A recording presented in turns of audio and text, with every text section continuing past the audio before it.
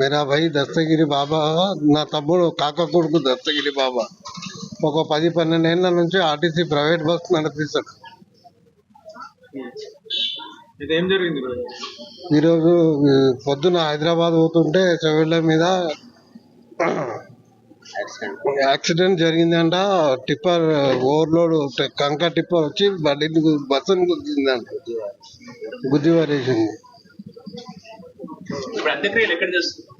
అంత్యక్రియలు ఇప్పుడు ఇంట్లో డిసైడ్ చేయాలి సార్. మేము ఊళ్ళో చేయాలన్నా ఈడ చేయాలి. ఇంతకుముందు ఏమైంది వికారాబాద్ లో ఇంతకు ముందు 1 year 2 year కింద వచ్చేటప్పుడు బ్రేకులు ఫెయిల్ అయితే కూడా బస్సును కాపాడుకొని కిందికి తెచ్చి కంట్రోల్ చేసి పక్కన ఆపారు. ఆపుకున్నాడు, అందరినీ బచాయించుకున్నాడు. అప్పుడు కాపాడండి కానీ ఇప్పుడు ప్రాబ్లం అయింది. అది చాలా బాధ ఉంది సార్ మాకు.